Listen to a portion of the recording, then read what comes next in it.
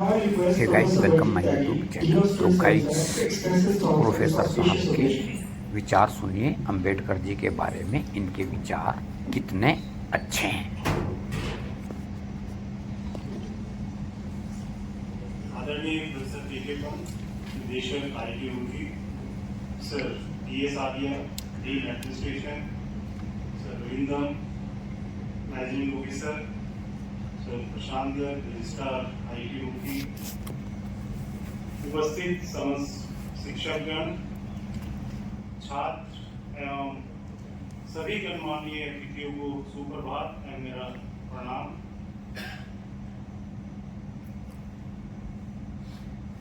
आज इस मंच से मुझे एक ऐसे व्यक्ति के बारे में बोलने के लिए बोला गया जिसके बारे में अधिकतर हम सभी लोग जानते हैं। उनके बारे में कुछ भी बोलना, इतने महान व्यक्तित्व के बारे में बोलना कुछ ऐसा ही है जैसा हम सूर्य को दीपक दिखाने की कोशिश कर रहे हैं।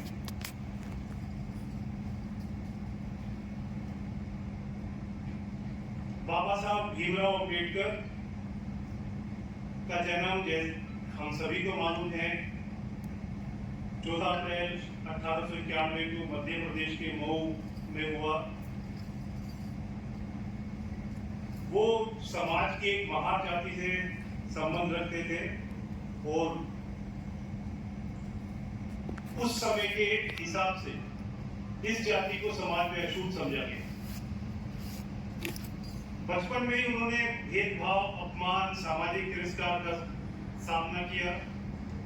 उस सब के बावजूद इन सब कठिनाइयों से लड़ते हुए वो आगे बढ़े और शिक्षा को उन्होंने आगे बढ़ने का माध्यम बनाया। हम समझ सकते हैं कि उस सामाजिक स्ट्रक्चर के अंदर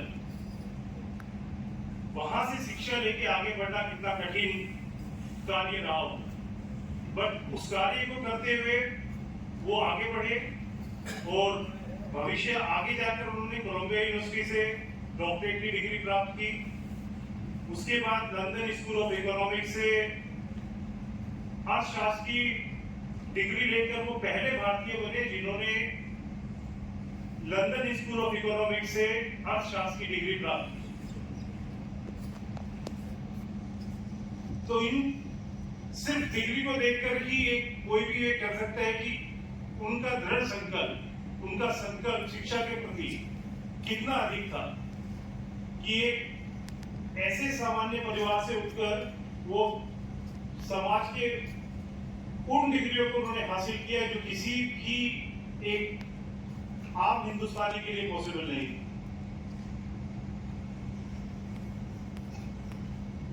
इतनी शिक्षा प्राप्त करने के बावजूद डॉक्टर अंबेडकर ने अपना सारा जीवन वंचितों के लिए समर्पित किया। उन्होंने शुरुआत की दलितों और पिछड़ों के लिए सामाजिक अधिकार की मांग, अछूतों के लिए मंदिर में प्रवेश, समान जल स्रोतों तक पहुंच और शिक्षा का अधिकार। इन सब आंदोलन के जरिए उन्होंने भारतीय समाज के अत्यंत पिछड़े लोगों को एक मेन स्ट्रीम में लाने के लिए हमेशा प्रयासरत रहे। इन सब के अतिरिक्त एक सामाजिक उत्थान के लिए उस समय जो कुप्रथाएं हमारे समाज में थी, जैसे सती प्रथा, बाल विवाह, जातिवाद, इन सब के खिलाफ उन्होंने अपनी आवाज को बुलंद किया। भारत की आजादी के बाद जब संविधान निर्माण की बात आई तो डॉक्टर अंबेडकर को संविधान निर्माण समिति का अध्यक्ष बनाया गया, जैसा भी हम सब लोगों ने इस लघु फिल्म में भी देखा। उन्होंने भारतीय संविधान का मसौदा तैयार किया जो आज भी दुनिया के सबसे विस्तृत और प्रगतिशील संविधानों में से एक माना जाता है। उन्होंने यह सुनिश्चित किया कि हर नागरिक को समान अधिकार, स्वतंत्रता और न्याय मिले, चाहे वे किसी भी जाति, धर्म या वर्ग का रहा हो। उनकी पंक्तियां, जैसे मैं उस धर्म को मानता हूं जो स्वतंत्रता, समानता और भाईचारे को सिखाता है, आज भी एक भारतीय को वो शक्ति देते हैं जो पूरे समाज को आगे लेकर बढ़ने की इच्छा रखते हैं। डॉक्टर अंबेडकर ने महिलाओं को समान अधिकार दिलाने के लिए भी कड़े प्रयास किए। उन्होंने महिला सशक्तिकरण, मातृत्व लाभ, समान वेतन और शिक्षा के अधिकार को लेकर कई प्रस्ताव रखे जिन्हें स्वीकार भी किया गया। इसके साथ ही उन्होंने श्रमिकों के लिए 8 घंटे का कार्य दिवस, साप्ताहिक अवकाश और मजदूरी कानूनों की भी नींव रखी है।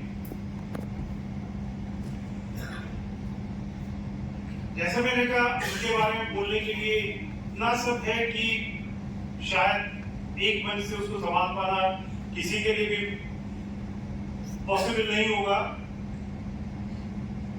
क्योंकि डॉक्टर भीमराव अंबेडकर केवल व्यक्ति नहीं, जिसको कहते हैं व्यक्ति नहीं, वो एक आंदोलन थे। उन्होंने हमें सिखाया कि शिक्षा, संघर्ष और संगठन के बल पर कोई भी परिवर्तन संभव है।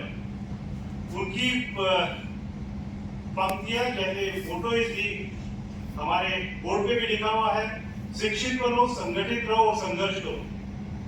अगर हम सब ये ठान लेते हैं तो हमारे भारतीय समाज को आगे बढ़ने से दुनिया की कोई ताकत उसको नहीं रोक सकती है।